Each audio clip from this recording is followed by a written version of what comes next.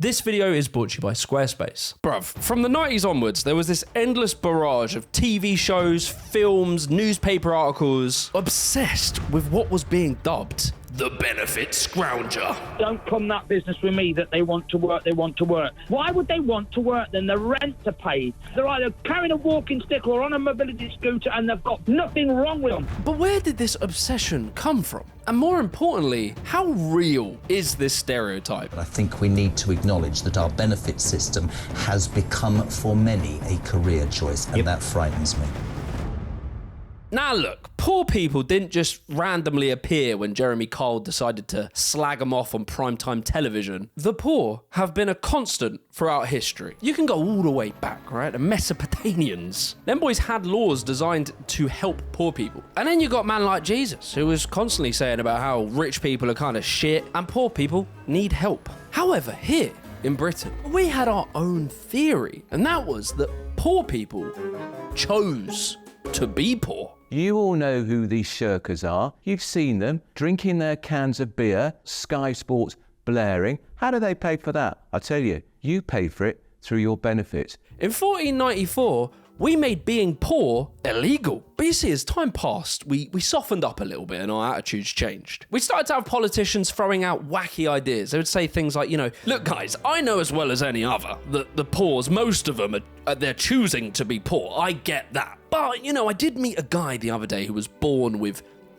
no arms or legs. And I'm not sure that he chose that. Philip, behave yourself. Are you reading The Guardian again? In 1834, we had a new poor law. It was called the Poor Law, and it actually made a legal distinction between the deserving and the undeserving poor. The deserving poor were like orphan children and disabled people where, it wasn't their fault that they were poor. But the undeserving poor...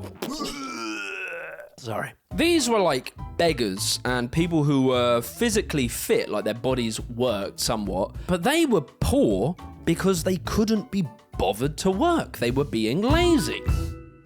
But you see, this theory and the law, which was mainly talking about unemployed people, it really kind of glossed over the fact that many people in this era were employed, working, and were in deep poverty. As Britain had got wealthier and wealthier through the Industrial Revolutions, this wealth had found itself in the hands of the very wealthy. Their lives had drastically improved. But at the same time we were seeing this incredible level of wealth, we were also seeing an unparalleled level of poverty.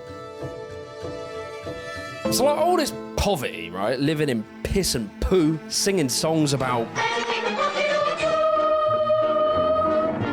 It started to get some influential people to sort of rethink their positions on what causes poverty. And the bros got to work. They put their heads together and they started fucking thinking in that. And one of those geezers was a man by the name of Karl Marx. In his 1867 works, Das Kapital, he made a massive critique of capitalism and the capitalist system. He argued that poverty was actually a byproduct of capitalism. The requirement for capitalists to make more and more profit meant that wages that were paid to workers could be driven down in order to make more profit. Now, Marx's works inspired some very good ideas and some... What are you guys doing? But you see, here in Britain, we managed to avoid the whole executing people wearing glasses thing, but his ideas did lead to the Beveridge Report. The report proposes, first, an all-in scheme of social insurance, providing for all citizens and their families all the cash benefits needed for security. Now this might just look like a small little pamphlet, but within it held the game plan to abolish poverty by creating the welfare state. The Beveridge Report shows how to begin overthrowing the 5 giant evils. It spurs us all to greater effort. If we can produce so much for war, much can be done for peace. The British led the world in providing free education for all people in society, financial support for those who are unemployed, financial protections for disabled people, money to support families, a minimum wage, and free healthcare for all people. Between 1950 and 1969, the unemployment rate was just 1.6%. That's unheard of. We drastically declined poverty, massively raised living standards for all people, and we had the greatest economic boom of our history. Finally, the Prime Minister pays his own tribute to what has become a great national institution. I'm confident that just as the nation saved for victory in time of war, so in time of peace, it will save for prosperity. Before we go any further, I want to give a massive shout out to today's sponsor, Squarespace. Squarespace is undoubtedly the best, I'm not kidding, the best platform when it comes to making websites. Beautiful websites, ones that are perfectly tailored to you. With their new design intelligence, which combines the newest AI technology, plus their years of understanding and crafting beautiful website templates, you can now literally type in prompts to the AI and it will create a bespoke website to you and your brand. As well as that, their payment system. So if you're selling goods online and maybe you have customers all around the world, Squarespace takes so many different types of payments, it's now easier than ever. From Klarna to ACH direct debit, Apple Pay, and you can even do buy now, pay later with Afterpay and ClearPay. And also, the laborious job of writing product descriptions has got a whole world easier with Squarespace's Blueprint AI. You can just bang in a prompt, it will shoot out some text, you can tweak it and change it, and it will save you time and it's very good quality. So be sure to head over to squarespace.com/Jimmy the Giant, and to get 10% off your first purchase of a website or a domain, use the code Jimmy the Giant. Anyway, back to the video. An incredible 52% of British people said when asked in a survey that they are very happy. But you see, whilst everyone was having fun slapping their knees, giggling and high-fiving each other, there was one person who was not so happy about all of this. I thought, oh, another Conservative government. But you also thought maybe it'll be a bit different because she's a woman. How wrong can you be? Thatcher!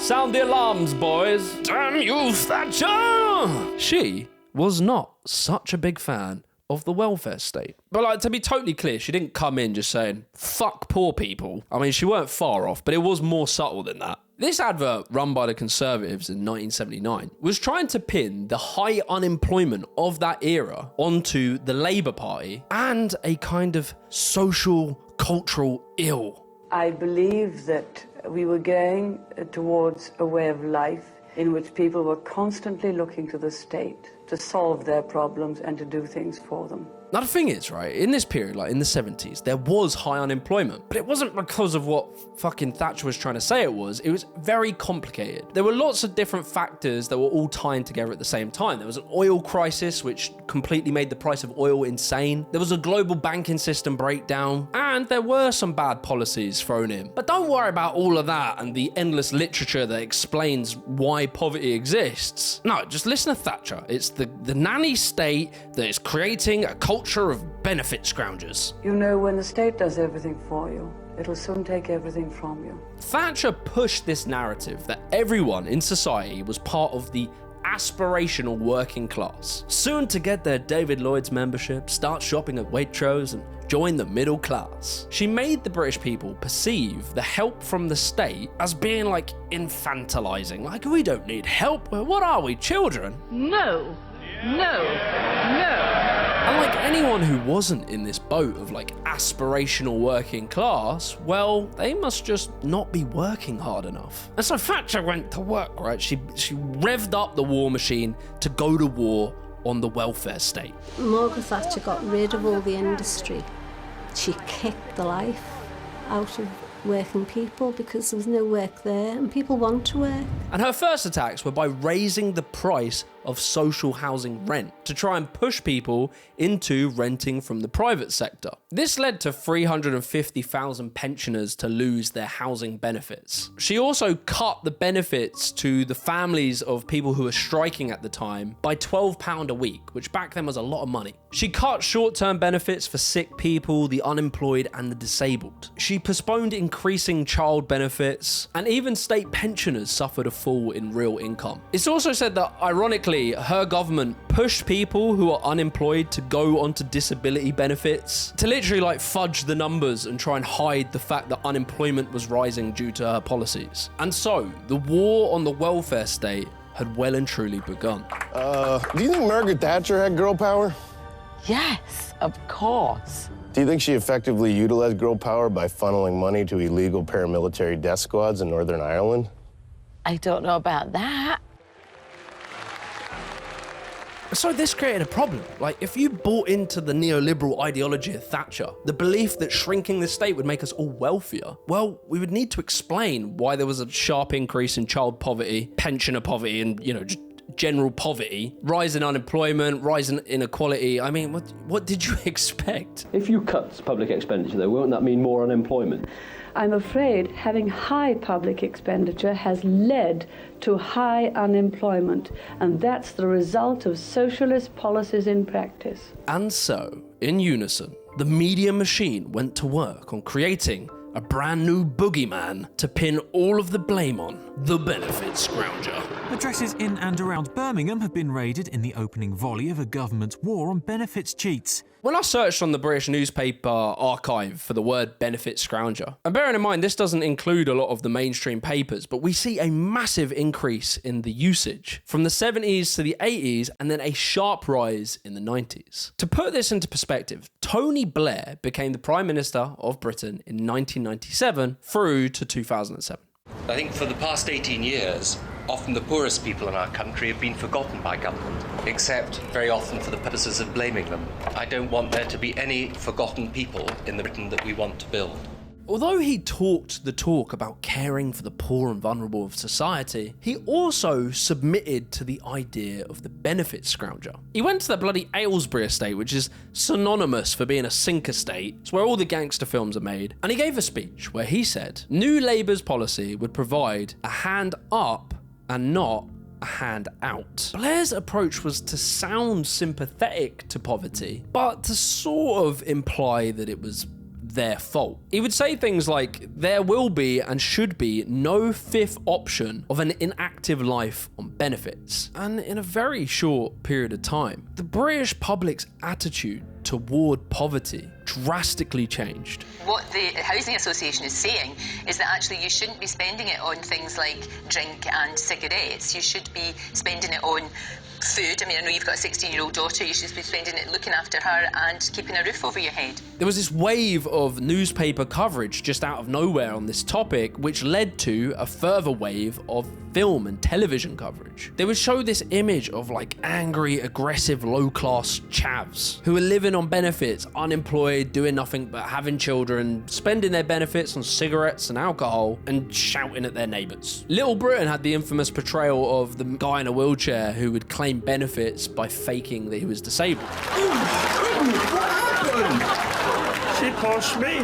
Vicky Pollard as well became the caricature of like a white working class benefit scrounger. Now these shows were all fiction, but then from here there was a rise in non-fiction TV shows such as The Jeremy Kyle Show, which started airing in 2005. This show was unbelievably successful, one of the biggest reality TV shows ever, reaching a peak of 1 million viewers a week. And this show ran for ages. Like, it didn't get cancelled that long ago because one of the guests topped themselves. Be a man, grow a pair of balls and tell her the goddamn truth. And this guy, this Jeremy Kyle, he still is in media. He's on like Talk TV, where his positions on people on benefits is basically the same as it was back then. And he just embodies this disgusting attitude of like middle class sneering down at poor people. We have now bred a society where there are people who have no intention of working and want to take advantage of the system, and that is not good enough. The media machine in this period of time from the 2000s just went into overdrive, churning out this type of content. Like, for instance, the show Benefits Britain. This was a big show, it's very popular. This show goes into the lives of people who live on this street who are mainly on benefits and unemployed. And it portrays them as like alcoholic retrobates that are paid to not work and engage in antisocial behaviour. I am not getting off of benefits. That is just as simple as that. I've got a big television. I've got my games consoles. You know, why shouldn't we have them? The first time in my life I have to actually pay rent. And it played into this image of the ungrateful benefits leech that lived off of the state, committing crimes and failing to take personal responsibility of their actions. However, what this show does is it completely glosses over the fact that the place it was filmed in, Stockton-on-Tees, is one of the poorest towns in Britain. They didn't stop to ask, why is it one of the poorest towns in Britain? Which, had they asked that question, you would find out that this town was once a prosperous industrial town with a strong employed community. However, once it was deindustrialized due to neoliberal policies, the entire industry of the town was just pulled out from underneath their feet, and the people were given very little assistance in, like, I don't know, retraining them into a new industry, or even major investments into bringing new industries into their town. They were just left behind. I think this tells you enough about Stockton already. Cash exchange, betting shop, slot machine shop. And just bear in mind, this show was created by Channel 4, stationed in a wealthy part of London. And it just further embodies this sort of London elite middle class sneering down the poor working class northerners.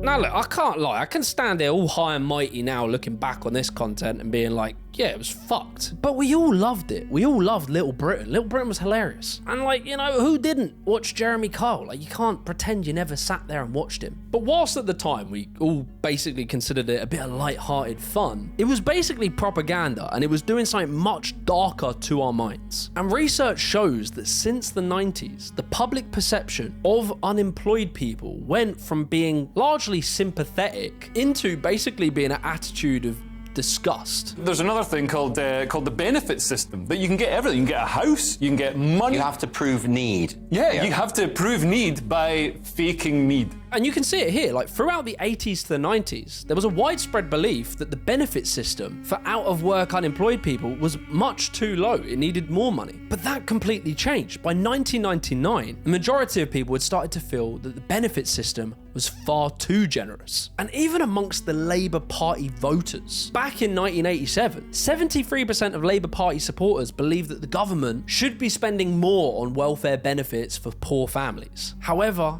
by 2011, that number dropped to 36%. The propaganda machine had well and truly worked. Day 3 on the campaign trail, and the leaders of all three main parties are certainly clocking up plenty of miles between them. This election will be the closest run for a generation. Right, so now it's 2010. A general election is underway. And both parties, the Conservatives and Labour, run a campaign where its manifesto focused a fair bit on benefit scroungers. In the Labour manifesto, it states that our job guarantees will put an end to long-term unemployment and a life on benefits. No one fit for work should be abandoned to a life on benefit. The Conservatives, they go and mention the hand up, not a handout thing, and they also talk about getting people off of benefits. Now look, all this conversation about the benefits was because, and there is truth to this, prior to 2010, a lot more people were starting to claim benefits. And politicians, you know, they saw this massive rise in people using the benefit system and concluded, fuck, you know, everyone's just become lazy. We do live in one of the wealthiest countries in the world, yet more than 1 in 4 working age adults simply don't work. 5 million people are trapped on out-of-work benefits. 1.4 million people have been receiving out-of-work benefits for 9 out of the last 10 years. However, they just sort of glossed over the fact that in 2008, the largest financial crash since the Great Depression happened, which wiped out people's savings, destroyed people's lives, fucked up communities, decimated high streets, and massively increased unemployment. Because we deregulated the banks and allowed them to speculate on things they should never have speculated on, whilst making insane amounts of money, the government announced that to fix that, we need to, unfortunately, cut loads of money to poor people. In the face of a record £156 billion deficit, the austerity measures include government departments losing a quarter of their budgets, taxes for higher earners, a freezing of public sector pay, and reductions in welfare benefits. Many things were cut, but very notably, the welfare state via things like cutting people's social housing allowance and their unemployment benefits. Just look at this graph. Remember this graph. Fucking get a tattoo of this graph. It's believed that we slashed spending to the sound of £500 billion of planned public spending. It was originally sold that it would be short and it was going to fix the deficit, and it was proposed that once we've balanced the books, we'll go back to public funding. But that promise never arrived. We just kind of created a new normal of an underfunded welfare state, which has created crisis after crisis of problems that we never anticipated. But the reality is that she has not saved any tax revenue as a consequence. What she hasn't done is put that £3 billion into the economy for people to spend. So there is less money available rather than money saved. That is what austerity does. We need to make some cutbacks. Let's freeze teachers' wages. Great idea. I didn't get that pay rise, and the rent's gone up. Well, we'll just have to cut down on our food bills. Business is slow. It didn't make as much this month. We'll have to cancel the renovations. Sorry, we can't give you those extra hours. We lost a few contracts. Oh, that's all right. I'm sure things will pick up. Economic growth has slowed, and the national debt is still going up. We'll have to make more cuts. And many economists these days believe that austerity is a completely flawed concept. And despite the fact that the people who presented the idea of austerity to the government, their Excel spreadsheet had an error. And the researchers who wrote the whole paper that inspired austerity admit that they were wrong. And it might seem insane to you, and it does to me. We are still doing it. Under the Labour Party, who are meant to be the party to bring the end to this sort of stuff, they recently cut pensioners' fuel payments by £300. That is austerity. If we cannot afford it, we cannot do it. Now look, I don't claim to be some unbiased centrist reporter. You can see where I stand on this topic. But all of this attack, it does beg the question, is there any truth to the benefit Scroungers stereotype?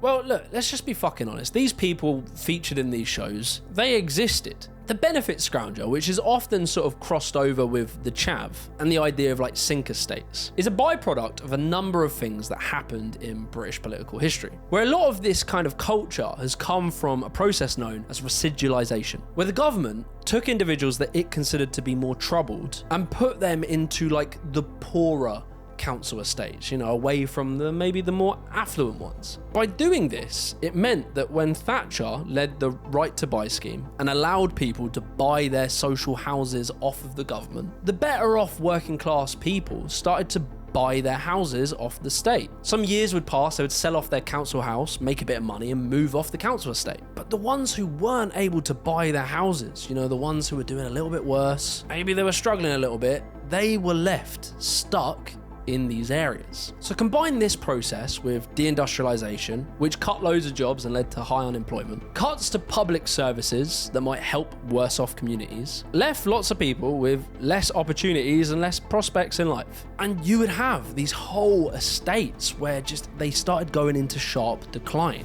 Kids who are doing really well in the grids move out the towns so they can get bigger opportunities because they don't get them opportunities here. Combining that with, in 1992, with the introduction of school league tables, led to schools wanting to show that their school was doing well, to excluding some of the more troubled kids who maybe they had learning difficulties, maybe they were just a bit badly behaved. Those kids would get kicked out of the school, and where would they go? They would hang out on the council estate, getting up to trouble, which then creates this cultural vicious cycle that has become very evident in some of the most neglected, rundown council estates in Britain. I mean, they'd think basically, you know, you're wasting your life. Yeah, What would you say to them? We are wasting We'd say to them we've got nothing better to do. Yeah. But we do like drinking. It's not the point that we haven't got nothing else, so we do like drinking. But if you had something like occupy your mind most of the time, we drink now and then, but we drink all the time because we've got nothing else to do. Now, as much evidence as we have of good welfare states having good outcomes, welfare states can be managed badly and they can create problems if done badly. There's historic examples of a thing called welfare traps. I believe in Britain we have it as well. Your new job pays just enough to disqualify you from the benefit programs and not enough to cover the same costs. To make things worse, you have to pay for transportation to work and childcare while you're at the office. Somehow, you have less money now than when you were unemployed. It's fucking stupid. We know it's stupid. People have been calling to reform this for over 10 years, and just no one's done it. You can fix it, you just have to make it so that your benefits slowly taper off as you earn more money, instead of just completely stopping once you go over the threshold. But, you know, we haven't done that. But when it comes to the claim that welfare states make people lazy, well, that one, there's been lots of research into welfare states. A recent study actually was done that went through 7 different welfare states, where they found that giving people money doesn't negatively affect their work ethic. And in fact, some studies actually showed the opposite, that giving people benefits can actually encourage them to have more work ethic. There was this other big comparative analysis that was done on welfare states that went across 18 European countries, and it showed that employment increased as they increased social spending. There is no contradiction between competitiveness and social welfare. In fact, it's the contrary. Competitiveness is a social policy de facto. That sort of social expenditure is a consequence of competitiveness. But then there's one more thing. Even if you accept that welfare states are great and they do lots of good stuff and they help people, what about the fraudsters? We hear it a lot about these gangs and people who are scamming the welfare system and making loads of money. Well, let's put it into perspective. The UK spends 12.9% of its GDP on benefits, on the low end compared to similar countries. Between 2023 and 2024, welfare spend was 276 billion, with 55% going to pensioners. The estimated loss in this system due to fraud was 7.3 billion pounds. But what does that number mean? You don't know what it means. What does it mean? It's just it's a number. Give you something to compare it to, right? Money laundering cost us 100 billion, and just financial crimes in general cost us 219 billion, which, if we add those two numbers together is, it's more than 7.3 billion. Fuck you, science! And just like tax avoidance in general, where the wealthy are using tax loopholes to not pay their fair share, the HMRC concluded that 39.8 billion went untaxed in 2022 to 2023. We never hear about that. We don't care about fraud. We don't care about crime. What we care about is the class of the criminal. Why is one called Benefit Street and the other the Wolf of Wall Street? Why is one demonised and the other lionised? And when you talk about welfare states, you also have to talk about healthcare and education. A healthier, educated population is a population who can work more for longer hours, more productively. And so many studies will show that welfare states reduce poverty. Less poverty equals less crime. Less crime equals less money spent on policing. The evidence that welfare states have been a success in the Western world it's undeniable. You'd have to be insane to deny that. Just consider that pre-welfare state, people who are poor lived like this, and this is what they live like after, it's obvious. We hope that London after the war will be a city without slums, a city of air and light, of spacious parks and boulevards. Among the most comprehensive of the schemes proposed for the Britain of the future is that of Liberal MP Sir William Beveridge, whose plan for social security is predicated on the assumption that freedom from want can best be achieved through cooperation of the state with the individual. Now, the last little bit I want to go into is this new boogeyman that you hear a lot about in the media now. Economic inactivity. Oh my God, inactive? Economically? There is a missing million. I think now it's actually about missing 1.2 million in the labour market. So the challenge, as others have said, is actually less unemployment, but actually the fact that we've got this huge increase in the number of people who have just opted out of the labour market. Economically inactive people are people of working age who have been out of work for the last 4 weeks and are not seeking work within the next 2 weeks. And the media kind of likes to sell this as this image of lazy teenagers pretending they have bipolar and just living on the dole. But let's have a closer look at this, right? So in 2024, 9.4 million people between the age of 16 to 64 were economically inactive. That is 22%. And this is big news because it's growing. 850,000 people extra since the COVID pandemic are economically inactive. And if you just listen to GB News about that, you would say, fucking hell, 22%. Fucking hell. But you have to look deeper. You have to break these numbers down for them to mean anything. Now, a large chunk of people who are economically inactive include students, making up 26%, studying, hopefully getting degrees to get good jobs in the future if our country doesn't collapse. 11.6% are retired people, early retired, they made their money, they can put their feet up. And 17% are people who are looking after their family members, maybe as a mum. So that leaves us with, when it comes to people who are long-term or short-term sick, and that's the reason that they are not in work and not seeking work, that is 32.2% of all economically inactive people. When they were looking at this in 2022, they said that the majority of economically inactive due to sickness were people in their 50s and 60s. And the paper accredits this to COVID. COVID had lots of other effects on human bodies, and some people suffered from it much worse. They then also cited that the increase in the NHS waiting times, due again to COVID and underfunding of the NHS, obviously, led to people having worse health in general because they weren't being seen quick enough by the NHS, so their illnesses got worse. We take 4 million unemployed people. We say 2 million are mentally ill and disabled. I'm not falling for the left's thing that everybody's got mental illness. I think that's rubbish. I think there is a whole different issue around this question of mental health, and I think we have over-medicalised the normal ups and downs that we all feel.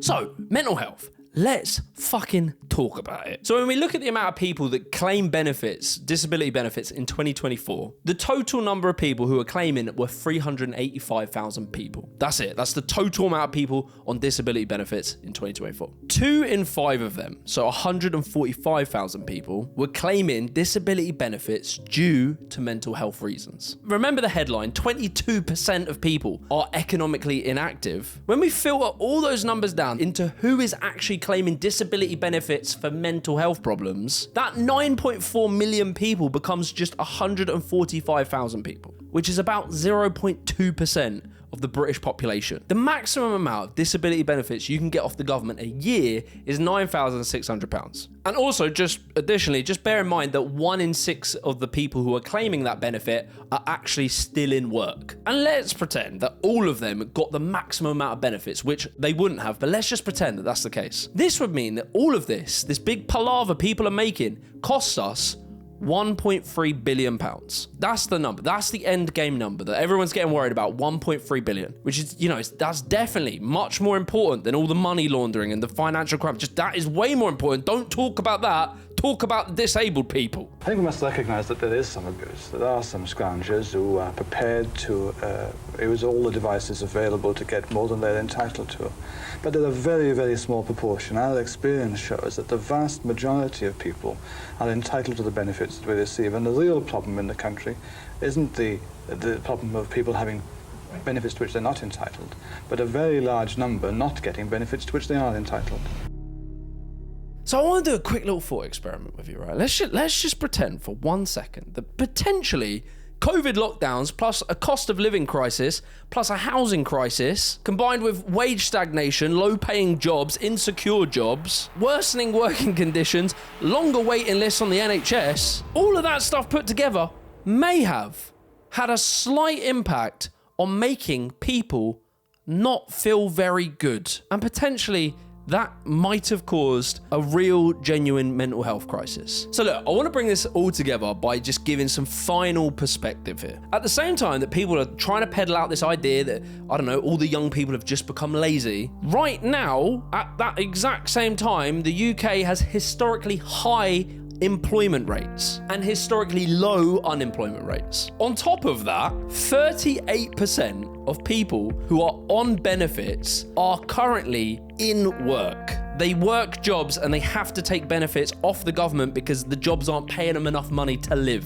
And also, we have a rising amount of people who are using food banks who are also in work. The issue isn't laziness, it's to do with jobs not paying enough for it to be worth people working. The level of food bank need at the moment is at historic levels. It's something to be ashamed of, really, in 2024. I feel guilty for it, I really do, but we can't manage on the income we get. We donate to food banks on a fairly regular basis because in this day and age, in this 21st century, people shouldn't be going to food banks. They should have an income that allows them to live a decent, honest, good working life. And these people in Newcastle are good, hard-working people, salt of the earth, wonderful people. But there's just no investment in the area. I don't personally believe that you are not allowed to critique the management of the welfare state and say that sometimes it can be not done right. However, the truth is many of the people who are critiquing the welfare state are using their critiques as a mask for what they truly believe, which is that many of those people just want to get rid of it altogether. They want to privatise more elements of it and sell it off to their billionaire friends, whether that's housing or the NHS. If you're told you're too unwell to work and you're signed off by the GP, well, in many cases, that leads to negative thoughts. It leads to you thinking, somehow, I'm a victim. You see, I think for many people, this is about a state of mind. So, I mean, what you've got is you've got the same sort of statist agenda which helps foster this dependency culture, which is actually eating away at us like a cancer. So to me, behind many of the arguments against the welfare state lies this deep nihilistic view of humanity, an elitist attitude towards humans that some people are just born inherently inferior. They're just born lazy, worthless, and want to cheat the system. And that lack of belief in humans, beyond just the academic research saying it's not true, I just don't fucking buy it on a personal level. People are not lazy. People want to work, but they don't want to be taken advantage of. Pay people a fair fucking wage for fair hours so that they can afford to have a happy, meaningful life. To be able to realistically, I don't know, buy a house and maybe have kids, imagine some kind of nice future for themselves. Give people a purpose and something to strive towards, and they will work hard. Sometimes you don't want to come home because you can't put your heat, you know. I work 5 days a week and I still have to use a community shop. Once you've bought all the essentials for the month, how much are you left with? Nothing. Nothing. As a people, we need to start understanding the roots of poverty, and we need to start looking at the people who wrote the economic policy, and those who, whilst the rest of society have got poorer and poorer, have somehow managed to double their wealth. It's not the corporations. They're just chasing their agenda, and their agenda is deregulate, give us what we want. But if their agenda is cut tax, and it always is, it falls on the politicians. So where do we cut spending? They poor people, they can't defend themselves. How do we make the public swallow it? Let's do one more speech about benefit cheese, and that's how it works. If you enjoyed this video, be sure to leave a like, subscribe to the channel, and join the Discord. We'll chat about this topic and much more. I'll catch you in the next one. Peace.